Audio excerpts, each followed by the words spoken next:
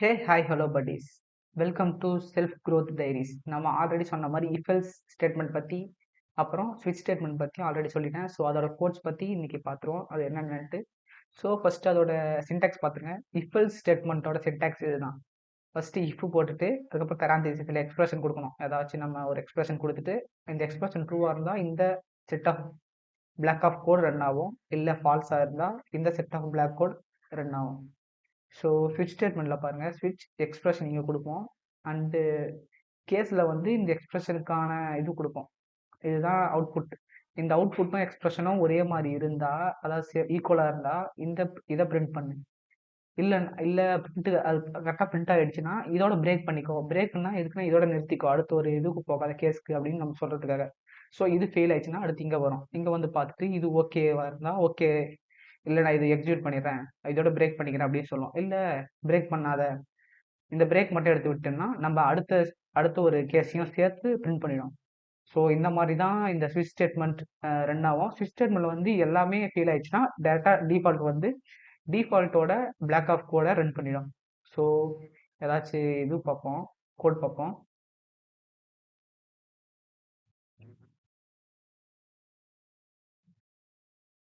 First class create பண்ணிக்கிறேன்.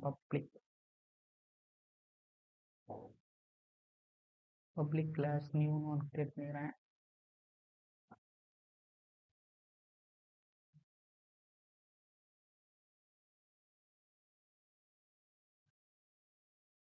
Main clause create பண்ணிக்கிறேன். Public static void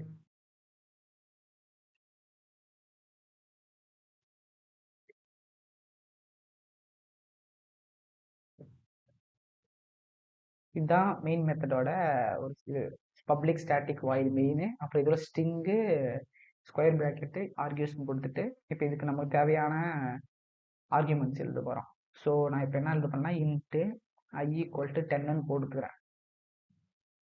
இப்போ ஐ ஈக்குவல் டு 10 கொடுத்து இப்போ கண்டிஷன் கொடுக்க போகிறேன். இஃப் கண்டிஷன் இப்போ தான் இந்த எக்ஸ்பிரஷன் இதுக்குள்ள தான் எக்ஸ்பிரஷன் கொடுக்க சொன்னாங்க. ஸோ ஐ வந்து எனக்கு 18 வயசுக்கு மேலே இருக்கானா அப்படின்னு நான் பார்க்க போகிறேன். 18 வயசுக்கு மேலே இருந்தால் மட்டும் டிரைவிங் லைசன்ஸ் தரப்பேன். இது ஒரு டிரைவிங் லைசன்ஸ்க்கு ஏற்ற மாதிரி ஒரு கண்டிஷன் வச்சுக்கோங்க. இண்டெக்ஸ் கொடுத்து அப்புறம் இப்போ அவுட்புட் கொடுக்கணும். System dot out dot print new line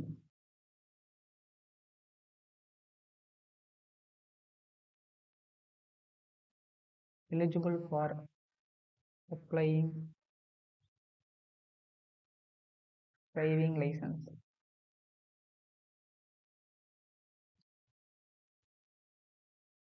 apply for driving licence கொடுத்துருக்கேன். ஸோ இப்போ இந்த ஐ வந்து 18 விட அதிகமாக இருந்தால் இந்த மாதிரி பிரிண்ட் பண்ணி எலிஜிபிள் ஃபார் அப்ளைங் டிரைவிங் லைசன்ஸ்ன்ட்டு. அப்படி இல்லைன்னா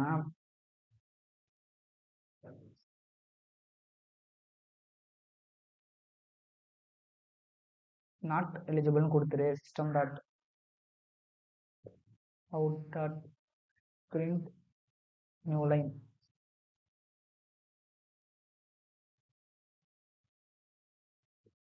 நாட் எலிஜிபிள் அப்படின்னு நான் கொடுத்துருவேன். ஸோ இப்போ 18 வயசுக்கு மேலே அதிகமாக இருந்தால் ட்ரூன்னு இந்த இதை பிரிண்ட் பண்ணு, இல்லை இது ஃபால்ஸ் ஆயிடுச்சுன்னா இதை பிரிண்ட் பண்ணு அப்படின்னு நான் சொல்லியிருப்பேன். ஸோ நாங்கள் அவுட்புட் பார்த்துருவோம். இது சேவ் பண்ணிக்கிறேன். இப்போ எதை இது பண்ணாலும் சேவ் பண்ணிவிட்டு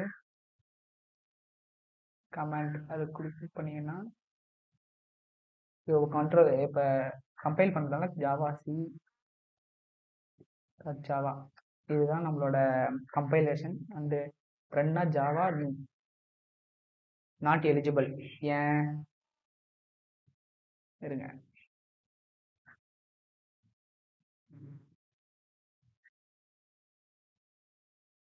நாட் எலிஜிபிள் ஆகிறான். ஏன்னா அவனுக்கு வந்து இப்போ இது வயசு வந்து 10 தான். ஸோ இப்போ அதுவே நான் ஒரு 20ன்னு சொல்கிறேன். இப்போ எனக்கு வயசு சேவ் கொடுத்துட்டு இப்போ திரும்ப போயிட்டு கம்பைல் பண்ணணும். ஒவ்வொரு வாட்டி நம்ம கோடு மாற்றும் போது கம்பைல் பண்ணணும். அப்போ தான் ஜாவா திரும்ப கம்பைல் பண்ணி நமக்கு அந்த ஃபைலை ரன் பண்ணணும். இப்போ திரும்ப ரன் பண்ண போகிறேன். Java new eligible for applying driving licence. இப்போ எனக்கு 20 வயசுனால எனக்கு எலிஜிபிள் ஆகிட்டேன். ஸோ இந்த மாதிரி தான் இஃபெல்ஸ் ஸ்டேட்மெண்ட் ஒர்க் ஆகும். ஸோ மக்களே இப்போ உங்களுக்கு இஃபெல்ஸ் ஸ்டேட்மெண்ட் பற்றி ஓரளவுக்கு புரிஞ்சிருக்கும்னு நினைக்கிறேன். ஸோ வாங்க அடுத்து ஸ்விட்ச் ஸ்டேட்மெண்ட் பற்றி பார்த்துருவோம். ஸ்விட்ச் ஸ்டேட்மெண்ட்டும் இதே மாதிரி தான். ஆக்சுவலி நிறைய இஃபெல்ஸ் ஸ்டேட்மெண்ட் நம்ம யூஸ் பண்ணுறதுக்கு பதிலாக தான் நம்ம ஸ்விட்ச் ஸ்டேட்மெண்ட்டை யூஸ் பண்ணுறோம். ஸோ ஸ்விட்ச் ஸ்டேட்மெண்ட் பற்றி வந்துடலாம். இங்கே அப்படியே இதெல்லாம் எடுத்து ஸ்விட்ச் மட்டும் போட்டு ஸ்விட்சோட எக்ஸ்பிரஷன் கொடுக்கணும். இப்போ ஸ்விட்சோட எக்ஸ்பிரஷன் என்ன அப்படின்னா, அதுக்கு முன்னாடி நம்ம வேரியபிள் அசைன் பண்ணிக்கணும். இன்ட்டு இல்லை ஸ்ட்ரிங். நான் இப்போ ஒரு டேட் கண்டுபிடிக்க போகிறேன். இந்த டேட் வந்து இன்னைக்கு நான் என்ன பண்ணணும், நான் ஷெட்யூல் எழுதி வச்சிருக்கேன். ஸோ அதை நான் என்ன பண்ணணும்னு நம்ம பார்க்க போகிறேன். டே ஈக்குவல் டு இன்னைக்கு என்ன சண்டேவா, சண்டேன்னு கொடுக்குறேன். சண்டே நான் என்ன பண்ணணும், இன்னைக்கான ஷெட்யூல். ஸோ இந்த எக்ஸ்பிரஷன் வந்து டே. இந்த எக்ஸ்பிரஷன் எதோட மேட்ச் ஆகுதோ அதை எனக்கு பிரிண்ட் பண்ணு அப்படின்னு நான் சொல்ல போறேன். இப்போ கேஸ் வந்து ஃபர்ஸ்ட் மண்டேலேருந்து ஆரம்பிச்சிருவோம்.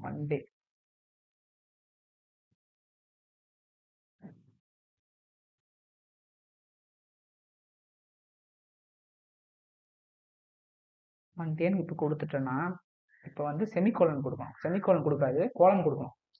ஏன்னா செமிகோலன் வந்து அந்த ஸ்டேட்மெண்ட்டை வந்து நமக்கு கம்பேர் பண்ணாது. அது ஒரு ஸ்டேட்மெண்ட் நினச்சிக்கோம். ஸோ இப்போ தான் இது கம்பேர் பண்ணோம். அடுத்து வந்து நம்ம இப்போ நமக்கு தேவையான ஸ்டேட்மெண்ட்டை கொடுத்துக்கலாம். சிஸ்டம் டாட் அவுட் டாட் பிரிண்ட்னு கொடுத்துட்டு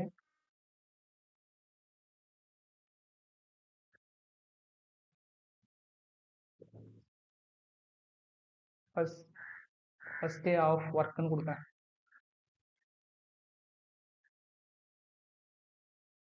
ஸோ இப்போ இது பிரிண்ட் பண்ணோம். இப்போ எனக்கு இதோட பிரேக் ஆகணும்.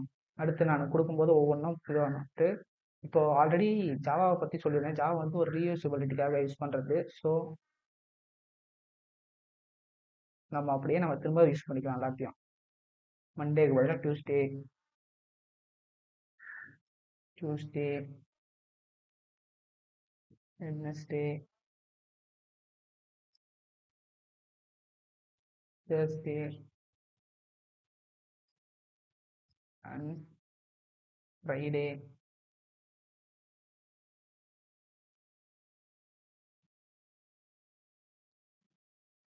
சாட்டர்டே. அண்ட் இங்கே பாருங்க, இப்போ நான் வந்து இப்போ 2 கேஸ் கொடுக்க போகிறேன். இந்த 2 கேஸில் எது இருந்தாலும் எனக்கு இதை பிரிண்ட் பண்ணு அப்படின்ற மாதிரி. ஸோ இப்போ இதை பார்த்தீங்கன்னா உங்களுக்கு புரியும். கோலன் கொடுக்கணும். இப்போ இந்த 2 கேஸில் எதுவாக இருந்தாலும் எனக்கு இது ஒன்று தான் பிரிண்ட் பண்ணும். இப்போ சாட்டர்டே கொடுத்தாலும் எனக்கு ஃபர்ஸ்ட் இந்த இது இருங்க, உள்ள எல்லாம் செட் பண்ணி மாற்றிட்டு வரேன். Second day of work, third day of work, fourth day of work,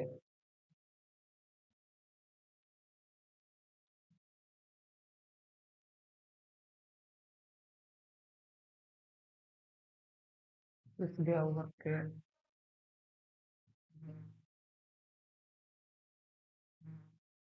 இப்போ நான் வந்து ஹாலிடேன்னு கொடுக்க போகிறேன்.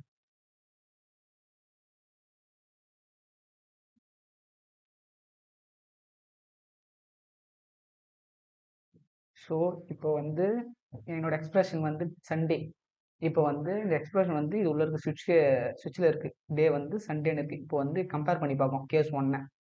ஸோ மண்டேன்னு இருக்கு. ஸோ இது நம்மளுக்கு தேவையில்லை. ஸோ இதை நான் பிரிண்ட் பண்ண மாட்டேன். அடுத்து நான் இதுக்கு வருவேன். டியூஸ்டேன்னு இருக்கு. இது எனக்கு தேவையில்லை, நான் பிரிண்ட் பண்ண மாட்டேன். வெனஸ்டே பார்ப்போம், இல்லை ஈக்குவல் கிடையாது. இதை வந்து பார்ப்போம், இதுவும் ஈக்குவல் கிடையாது, இதுவும் ஈக்குவல் கிடையாது.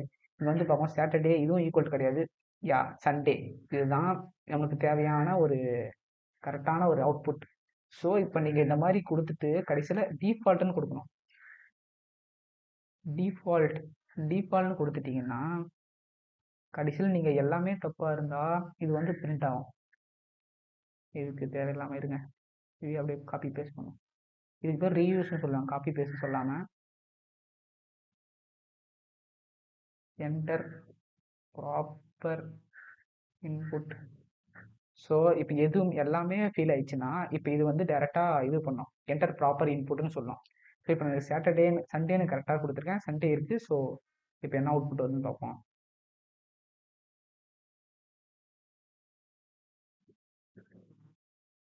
மக்களே, Java C new dot Java